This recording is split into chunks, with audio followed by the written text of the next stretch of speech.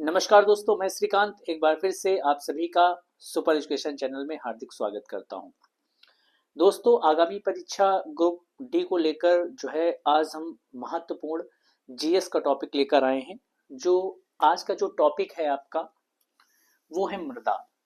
और ये पूरी तरीके से जो वीडियो है ये एनसीईआरटी बेस पर है। महत्वपूर्ण प्रश्न जो वन लाइनर जो एग्जाम में पूछे जाते हैं, पिछले 10 सालों में पूछे गए हैं, वहीं से ये क्वेश्चन आपको सारे जो है हम आज आपको कराने वाले हैं। तो आज हम पढ़ने वाले हैं मृदा का टॉपिक और देखेंगे कौन कौन से मृदा में महत्वपूर्ण प्रश्न जो है वो एग्जाम में बनते हैं। हम लोग पढ़ेंगे आज मृदा। बहुत सरल भाषा में इसको पढ़ेंगे। मृदा, देखिए, मृदा की उत्पत्ति की बात करें तो इसकी जो उत्पत्ति है वो लैटिन शब्द से हुई है। ठीक है, लैटिन भाषा के शब्द से हुई है। लैटिन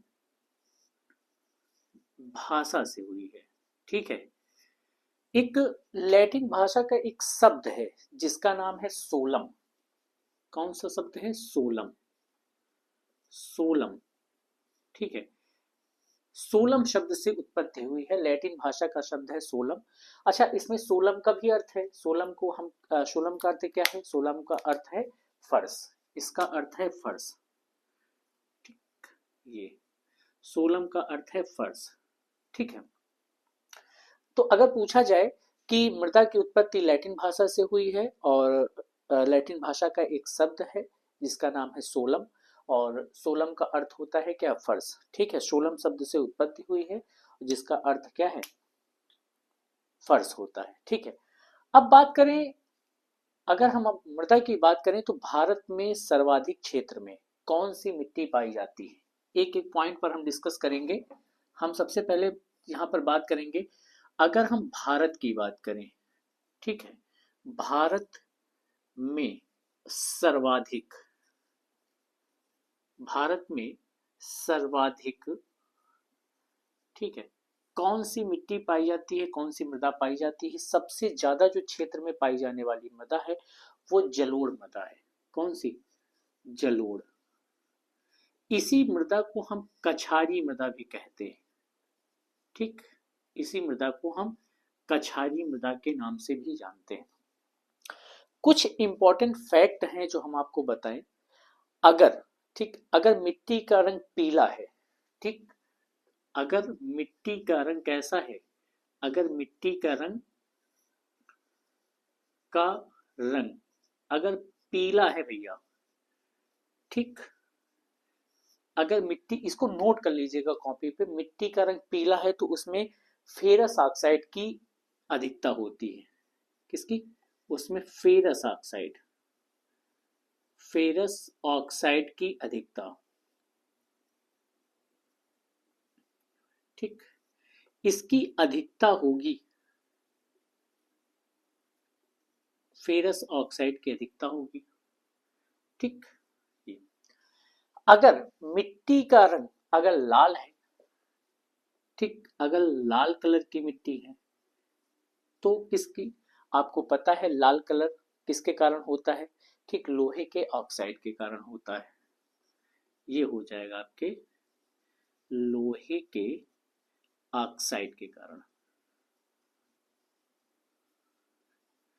इनको अपनी कॉपी पर, ये दोनों पॉइंट जो है आप इसको भी अपनी कॉपी पर नोट करेंगे।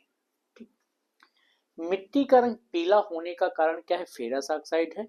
और लाल होने का कारण क्या है? लोहे के ऑक्साइड के कारण होता है। अगर मृदा, अगर अम्लीय मृदा है, अगर उसको कृषि योग्य बनाना है आपको, तो उसमें क्या मिलाया जाता है? ये क्वेश्चन बहुत बार पूछा गया है। अम्लीय जो मृदा है, कौन सी मृदा? अम्लीय मृदा। अम्लीय मृदा, ठीक, अम्लीय मृदा को अगर हम कृषि योग्य बनाएं, ठीक, कृषि योग्य, अम्लीय मृदा को अगर कृषि योग्य बनाना है तो आपको इसमें मिलाना क्या होगा? लाइम या चूना मिलाना होगा। क्या मिलाना होगा? लाइम, लाइम या चूना मिलाया जाता है। ये सारे पॉइंट इंपॉर्टेंट हैं। लाइम या चूना मिलाकर आप किसी भी जो मृदा अम्लीय है उसे आप क्या बना सकते हैं, कृषि योग्य बना सकते हैं। अगर क्वेश्चन पूछा जाता है अम्लीय मृदा को कृषि योग्य बनाने के लिए उसमें क्या मिलाया जाता है, तो लाइम या चूना मिलाया जाता है। इतनी बात क्लियर हो गई।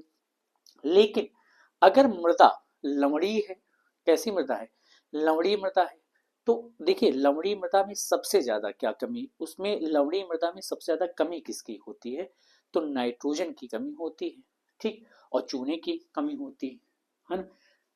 फिर से ध्यान से सुनिएगा, अगर लवणीय मृदा है, ठीक है, अगर आपसे पूछा जाए कि लवणीय लवणीय मृदा में कमी किसकी होती है, ये क्वेश्चन पूछा जाएगा। अगर लवणीय मृदा में कमी पूछते हैं तो आप बताएंगे नाइट्रोजन और चूने की कमी होती है। किसकी, नाइट्रोजन व चूने की कमी, चूने की कमी होती है। ये दोनों फैक्ट इंपॉर्टेंट है, नाइट्रोजन की कमी और चूने की कमी। कैसी मृदा, हमेशा याद रखेंगे लवणीय मृदा में नाइट्रोजन और चूने की दोनों की कमी होती है। राजस्थान की मिट्टी की अगर बात करें, राजस्थान की मिट्टी में कैल्शियम की कमी होती है सबसे ज्यादा, ये क्वेश्चन पूछा गया है। अगर राजस्थान की मिट्टी की बात करें, राजस्थान है, राजस्थान की मृदा में, राजस्थान की मृदा में सबसे ज्यादा कमी की बात करें, राजस्थान की मृदा में सबसे ज्यादा कैल्शियम की कमी है। वहां की जितनी भी मिट्टी है वहां पे कैल्शियम की कमी है। 6, 7, 8 की जो एनसीईआरटी है वहां से सारे प्रश्न उठाए गए हैं और ये पेपर में आए हुए हैं। मृदा से क्वेश्चन ढेर सारे ग्रुप डी के एग्जाम में आप देखेंगे तो वहां पर आपको मिलेंगे। अगर मरुस्थली मिट्टी की बात करें, किसकी, मरुस्थली मिट्टी की बात करें, तो वहां मरुस्थली मिट्टी में क्या कमी होती है, सबसे ज्यादा नाइट्रोजन की भी उसमें कमी होती है, नाइट्रोजन का अभाव होता है, ठीक है। अगर मरुस्थली मिट्टी की बात करें, मरुस्थली मिट्टी की बात करें तो मरुस्थली मिट्टी में किसकी कमी होती है, उसमें भी नाइट्रोजन की कमी होती है, उसमें भी नाइट्रोजन की कमी होगी मरुस्थली मिट्टी में। ये 4-5 पॉइंट बहुत इंपॉर्टेंट है। मिट्टी का रंग फेरस ऑक्साइड, ठीक, पीली मिट्टी क्यों होती है, अम्लीय मृदा को अगर हम कृषि योग्य बनाना है तो लाइम मिलाते हैं, इसमें चूना मिलाते हैं। अम्लीय मृदा में किसकी कमी होती है, नाइट्रोजन और चूने की कमी होती है। राजस्थान की जो मृदा है उसमें कैल्शियम की कमी है और मरुस्थलीय मृदा में नाइट्रोजन की कमी। इतनी बात क्लियर। यहाँ पे हमने बताया भारत में सर्वाधिक क्षेत्र में अगर देखी जाए तो कौन सी मृदा है, वो सबसे ज्यादा जलोढ़ या कछारी मृदा, कौन सी, जलोढ़ या कछारी मृदा है। इतनी बात क्लियर। अब बात करेंगे हम रेगुर मिट्टी की, किसकी बात करेंगे, रेगुर मिट्टी की बात करें। सबसे पहली बात तो रेगुर मिट्टी, ठीक, इसको तो बहुत कम ही लोग जानते हैं। रेगुर मिट्टी को हम सबसे पहले तो काली मिट्टी के नाम से जानते हैं। किस नाम से जानते हैं, इसको हम काली मिट्टी के नाम से जानते हैं, ठीक। ये पॉइंट आप याद रखेंगे, रेगुर मिट्टी को ही हम काली मिट्टी के नाम से जानते हैं। काली मिट्टी किस सबसे ज्यादा जो है कहाँ पाई जाती है, अगर काली मिट्टी की बात करें हम, ठीक है, अगर इसी काली मिट्टी की बात करें, कौन सी मिट्टी है, काली या रेगुर मिट्टी की बात करें तो ये सबसे ज्यादा जो है महाराष्ट्र में पाई जाती है। महाराष्ट्र, जो महाराष्ट्र का क्षेत्र है वहां पर सर्वाधिक मात्रा में ये मिट्टी पाई जाती है।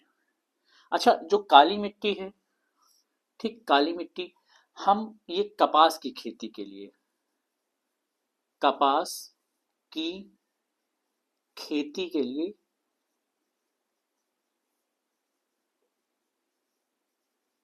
सर्वाधिक उपयोगी है, सर्वाधिक उपयुक्त, ठीक। ये क्वेश्चन बहुत पूछा जाता है कि कौन सी ऐसी मिट्टी है जो कपास की खेती के लिए सर्वाधिक उपयुक्त है, सर्वाधिक उपयुक्त। तो कपास की खेती के लिए सर्वाधिक उपयुक्त मिट्टी हमने आपको बताई काली मिट्टी या रेगुर मिट्टी। अगर मलाव के पठार की बात करें तो सर्वाधिक अधिकता, ठीक है, इसी काली मिट्टी की है। मालवा का पठार, मालवा के पठार में सर्वाधिकता,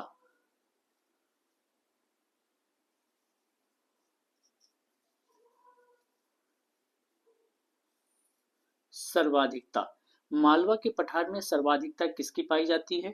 तो इसी काली मिट्टी की ही पाई जाती है। ठीक, इसे स्वतः जुताई मिट्टी के नाम से भी हम जानते हैं। ठीक है, हम इस मिट्टी को स्वतः जुताई के नाम से भी जानते हैं। ठीक, स्वतः जुताई मिट्टी के नाम से जानते हैं। अच्छा, स्वतः जुताई मिट्टी के नाम से हम इसलिए इसको जानते हैं कि अगर आप जुताई नहीं भी करेंगे तो इसमें इतनी उपजाऊ होती है कि इस मिट्टी में आसानी से कपास की खेती या अन्य मतलब खेती आराम से की जा सकती है। क्यों? कपास की खेती के लिए सबसे कम आवश्यकता होती है सिंचाई की। ये चीज याद रखेंगे। कपास की खेती के लिए जो काली मिट्टी है इसमें आपको सिंचाई की आवश्यकता बहुत कम पड़ेगी। ठीक है, महाराष्ट्र में सर्वाधिक मात्रा में पाई जाती है। इसके बाद बात आती है लैटराइट मिट्टी की। ठीक है, लैटराइट मालाबार तटीय क्षेत्र में पाई जाती है। कैसी मिट्टी? लैटराइट, लैटराइट मिट्टी। करेंगे किसकी? लैटराइट मिट्टी की बात करेंगे तो ये माला मालाबार तटीय क्षेत्र, तटीय क्षेत्र में सर्वाधिक मात्रा में पाई जाती है। मालाबार का जो तटीय क्षेत्र है वहां पे सर्वाधिक मात्रा में पाई जाती है। इसमें लोहे की अधिकता होने के कारण ये अनवर मिट्टी होती है। ठीक है, इसी में क्या है, इसी में लोहे की अधिकता होने के कारण, लोहे की अधिकता होने के कारण, अधिकता होने के कारण इसे अनुर्वर मिट्टी, अनुवर अनुर्वर मिट्टी के नाम से भी जानते हैं या अनुर्वर मिट्टी भी कहते हैं। इसमें अनुर्वर होने का सबसे बड़ा रीजन है क्योंकि इसमें क्या है, लोहे की अधिकता होती है। ठीक है, क्षेत्र कौन कौन सा है? केरल हो गया, महाराष्ट्र का क्षेत्र हो गया और कर्नाटक का क्षेत्र। ठीक है, अगर इसके क्षेत्र की बात करें तो केरल का क्षेत्र है, केरल हो गया, और महाराष्ट्र हो गया, और कर्नाटक, कर्नाटक। ये 3-4 प्लेस ऐसे हैं जहां पे लेटराइट मिट्टी की अधिकता होती है। अब देखो, अगर हम बात करें मृदा के क्षारीपन की, है ना, मृदा के क्षारीपन को कम करने के लिए अगर बहुत ज्यादा मृदा में क्षारीयता है, क्या है, अगर क्षारीयता, ठीक है, मृदा में क्षारीयता को अगर आपको कम करना है ना, तो आप इसमें जिप्सम का प्रयोग करेंगे। ठीक, जिप्सम का प्रयोग करेंगे। ठीक, जिप्सम को आप मिला देंगे तो उसमें क्षारीयता की क्या हो जाएगी, कमी हो जाएगी। क्षारीयता को कम करने के लिए हम जिप्सम का प्रयोग करते हैं। कुछ मिट्टियां ऐसी होती है जिसमें जल की मात्रा क्या होती है, अधिक लगती है, जिसमें जल की मात्रा कम लगती है। इस आधार पर भी अगर देखा जाए तो जो कम जल है, ठीक है, अगर कौन सी मिट्टी ऐसी है जिसमें कम जल लगता है, कम जल को धारण करती है, कौन सी ऐसी मिट्टी है जिसमें अधिक जल जो है धारण करता है, तो अगर हम बलुई मिट्टी की बात करें, किसकी, अगर हम बलुई मिट्टी की बात करें तो इसमें कम जल धारण करती है ये, क्योंकि इसमें छोटे छोटे क्या बालू होते हैं, वो ऑटोमेटिक क्या होते हैं, सारे जो है जल के कण वो बाहर हो जाते हैं इससे। अधिक जल कौन सी धारण करती है? अगर बात करी जाए अधिक जल धारण की, अधिक जल कौन सी ऐसी मिट्टी है जो सर्वाधिक मात्रा में जल को धारण करती है? तो चिकनी मिट्टी है। ठीक, वो चिकनी मिट्टी जो है सबसे ज्यादा जल को धारण करती है, चिकनी मिट्टी हो गई। ठीक, मृदा की उर्वरता को बढ़ाने के लिए, ठीक है, हम क्या करते हैं, हम दलहनी फसल को उसमें बोते हैं, ठीक है। मृदा की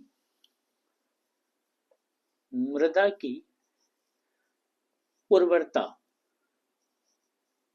उर्वरता को बढ़ाने के लिए हम क्या करते हैं, दलहनी फसल बोते हैं। दलहनी फसल को हम क्या करते हैं, बोते हैं। इतनी बात क्लियर हो गई, ठीक। कुछ पॉइंट ऐसे हैं, अगर पीएच मान के आधार पर देखा जाए, किस मान पे, पीएच मान के आधार पर देखा जाए। अच्छा, एक चीज कमेंट बॉक्स में आप सभी लोग मैसेज करके बताएंगे कि चाय चाय बागानों के लिए सर्वाधिक उपयुक्त मृदा कौन सी होती है, ठीक है, कौन सी चाय बागानों के लिए सर्वाधिक, हम लिखे दे रहे हैं यहाँ पर कि हमको आप बताएंगे चाय बागान के लिए सर्वाधिक उपयुक्त मिट्टी कौन सी है, ये आप हमको बताएंगे, ठीक है। इसके बाद मात्र पीएच मान हम आपको बता के अपना वीडियो यहाँ से क्या करेंगे, खत्म करेंगे, ठीक है।